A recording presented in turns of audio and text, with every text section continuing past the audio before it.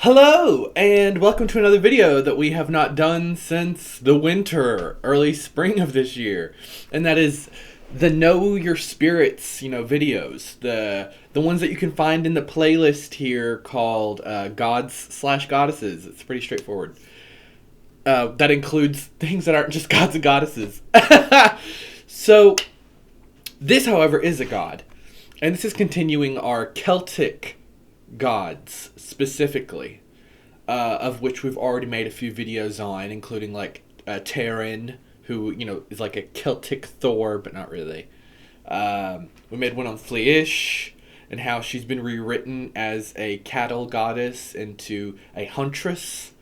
Go check all that stuff out. Skatak is on there. I try to do some of the more outside of the Celtic pantheon deities. However, this is one who I think a lot of people, in terms of academia, would say is a huge part of the Celtic pantheon, and certainly that is true historically and academically speaking.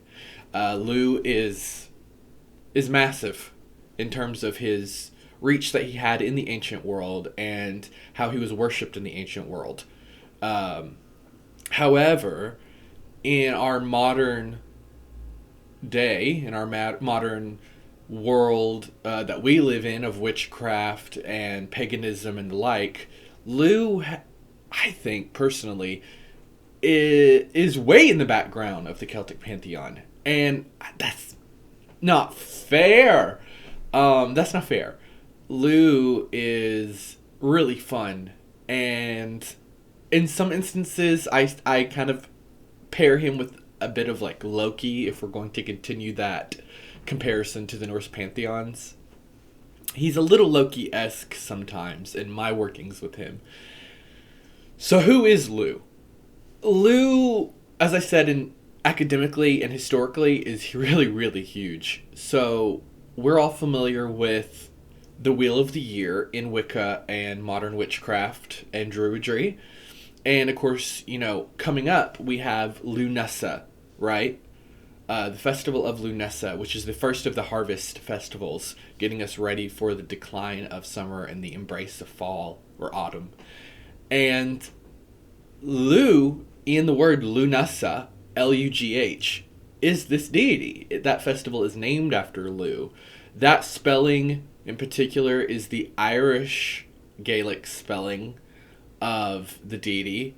And I say that because, typically I don't think it's in your best interest to blanket gods together that are from different tribes or clans of an overarching culture.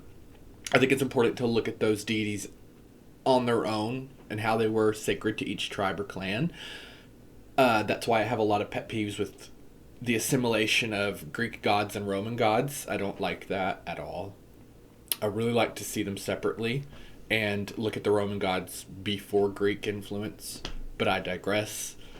However, so with all that said, I do think in some instances, specifically within the Celtic world, you can lump deities together because the evidence is just there on paper for us that, this is pretty much the exact same deity, just worshipped in slightly different ways by different groups of people. So anywho, we have the Irish Lleu, Lugh, and then we have the Gaulish deity of Lugus, who is Lugus, which is obviously got a huge Roman influence there. And then we have the Welsh variant, which is Lleu, Lleu. They're all pronounced Lleu, except for that us at the end of the Gaul, Lugus. And they're all essentially exactly the same character. And this is seriously generally accepted. It's not really a debate thing. As I said, there's so much evidence to show us that it is the exact same deity. So, Lleu is a special instance where, as I said, where we can just be like, oh yeah, this is all the same god, for sure. So, that right there shows you how important and precious the god Lleu is to the Celtic peoples. All of them. He's very popular. Now, who is Lleu? What is he the god of? That's a complicated answer, because Lleu is a god of everything. He's a catch-all. He is described as a jack of all trades. He has his foot in just about a little bit of everything. He's competent in all areas, but is not necessarily a master of any of those areas. Lleu is a king. He is foretold to become a king, much like King Arthur. He is a warrior, a great warrior, much in the vein of like Cuchulainn or Hercules. He's this like mythical warrior of extreme proficiency in battle. He is also a magician. He has his own magical powers, his own sorcery, so to speak, and a whole arsenal of spells to cast. He's so much. He's a trickster. He comes from a very famous family, particularly in the Irish versions. His uncle is Gwydion. If you look into Gwydion, which I'm sure I'll make a video about at some point because I also really enjoy Gwydion. Gwydion is a sorcerer character as well. So magic runs in Lleu's family, his magical godly family.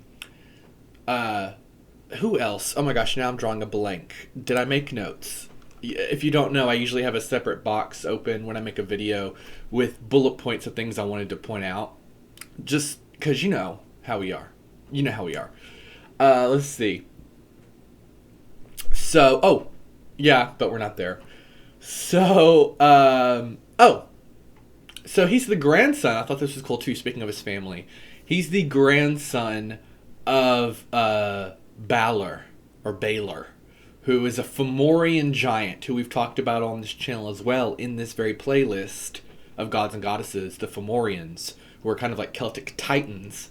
So his grandfather is a giant sea monster, basically, and that's cool to note. And his foster father is Menon, who was made kind of infamous in the Craft film.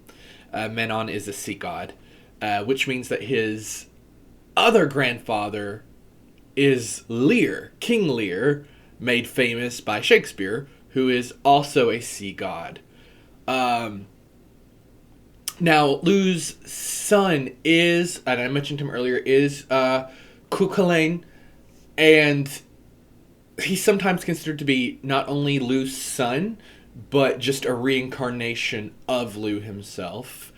So yeah, Lleu is really far-reaching, and he was equated with Apollo at some points, but mostly with Mercury, with the Roman people, which again ties into him being like a jack of all trades like Mercury, a trickster and a magician, a lot of things wrapped up into one individual, which I think makes Lleu so inviting for people to work with. Now, for me, in my experience, Lleu's demeanor, this is why I akin him to Loki sometimes. He is so jovial. He's so fun and laid back, and he's always kind of being, like, sneaky, but, like, not in a malicious way. He's just fun and funny and very lighthearted. I could talk about Lleu all day in that way. Like, I really, really, really love Lleu. His personality is very likable to me. He's very endearing since day one. Now, going into like some Wiccan notes on Lleu, and I say Wiccan because, you know, Wicca is so popular for kind of helping us bring back the Celtic deities. That's something good that they've really done for us. And also, you know, they're fascinated over in the Wiccan world with the idea of like triple gods and triple goddesses, some of which there is no historical evidence for, despite what Wicca says. However, with Lleu, specifically Lugus, the Gaulish version of Lleu, there is evidence for him being a triple god. There are inscriptions that we have, like, not inscriptions, but what am I trying to say here? There are engravings of him, like pictures that they drew of Lugus, and he has 3 heads on one body. Sometimes he's born as a pair of triplets, but then there's like no information given about his other 2 brothers. But he is seen as a triple god sometimes. That is historically sound. He has three faces. Sometimes he doesn't have three faces, but he has three. How do we say this? He has three articles of genitalia. uh, and that's repeated several times. So I think that's interesting. But yes, that's essentially it on Lleu, because I don't want to make this video like really long and huge and it just become me fanboying over Lleu, which it kind of already has. But yeah, he's from a very famous family. He has a spear that is lightning. It's really cool. It has its own name that I'm not going to try to pronounce because I can't remember. But yeah, he is that Harvest Festival Lunasa. That's his thing. And and Mabon, we know the Festival of Mabon. That's also someone in his family, but now I can't remember who it was. Is that his father? Anywho, he has his hands in everything, and he's a sun god. He's a light god, as I said. He's a warrior. He's a magician. He's everything and more. So if you're ever like at a standstill, maybe when you're casting a spell, or maybe when you are doing an astral journey, whenever you're just at a point where you're like, my energy feels stuck, I don't know what to do next, I need guidance on this spell, I need protection, I need advice on hexing, I need advice on protection, cleansing, luck spells, money spells, anything. If you need help and you aren't sure who to ask, you can always call on Lleu. He is so great like that. He's much like Ganesha in the Hindu world, where he will work with anyone. Lleu loves people, and as long as you're honest, that is one thing I'll say. He does not like a liar or an impure person, so to speak. So do not come with him. Don't come at him if you're not going to be 100 with him. You know, he's not going to appreciate that, and you'll know. So, Lleu, go check him out. He's so underrated, magically, but not academically. It's crazy. But go work with Lleu. Go talk to Lleu. Experience Lleu. And maybe this Lunasa, do something for Lleu. It's his name in the festival. So, know who we're doing a festival to. It's not just a harvest festival. It's a festival to Lleu. Thank you so much. Follow my link tree down below, where you can find me on Facebook and book a reading with me. Or you can go to my Teespring and check out my shirts and such. Thank you so much, and goodbye.